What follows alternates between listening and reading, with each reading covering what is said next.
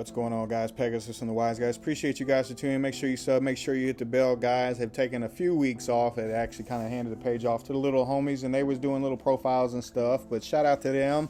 I'm back. We're here to do some videos. We got to talk about this incredible draw card. But I just wanted to show I've just been dealing with funeral of a dear elder of mine, kickboxing tournaments, and it just took my focus off, and I had to focus on it. New job, all kind of stuff is going on. Make sure you check out the clothing line. Let's get into the reason why you're here. We're here today to talk about mirror formation of the 10 sacred treasures and how elite of a card this is. This is basically the level 10 trade-in, but you can also send monsters up to the level 10 to be able to draw 2 cards. So that can be normal summon Armageddon Knight, send malicious, banish malicious, special malicious, activate and draw 2 cards.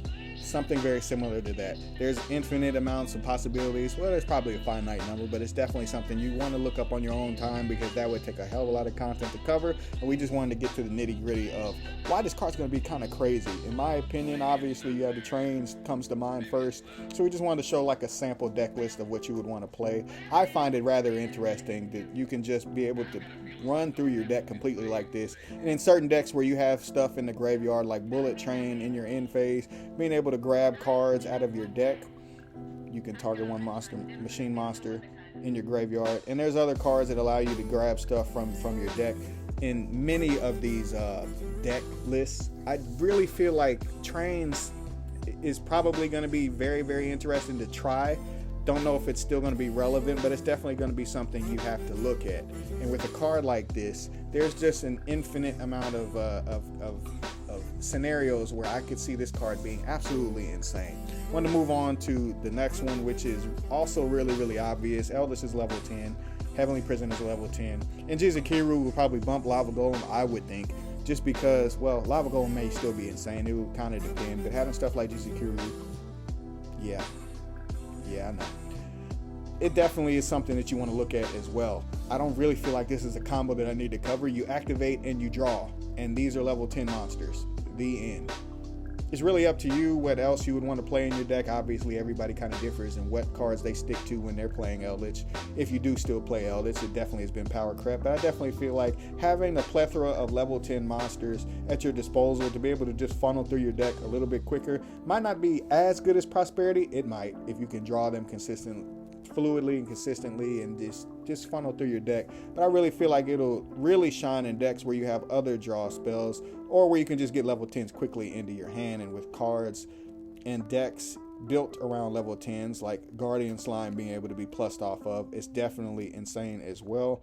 But it remains to be seen if that's going to allow God cards to be relevant, and I just don't see that really happening. However, being able to add a spell or trap from your deck to your hand that lists the Winged Dragon of Ra, whether that be Millennium Revelation, you know, like this, to me, I really feel like is a step in a good direction for level 10s, and there's just not enough that can be said about it. And with really, really insane cards like Revive Sky God, I really feel like you may want to consider picking this card up when it drops.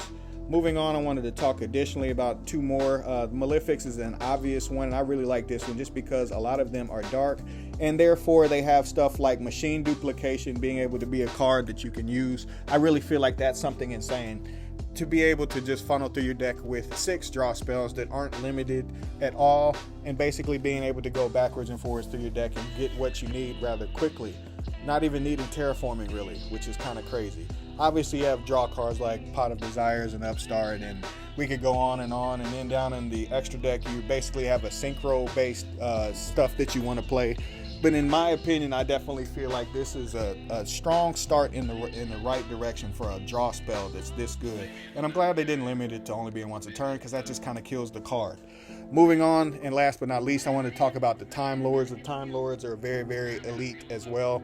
And in my opinion, I feel like it would take some time and it would be meta specific, so I just wanted to show kind of what you usually would grab. You always play Time Maiden because he grabs any of them like Stratos, and then obviously with the rest of them, whether that be you have a heavy back row format you're heading into, or if you're just walking into a locals or into an event where you know people may be playing Labyrinth or something like that, then this card would want to be bumped up.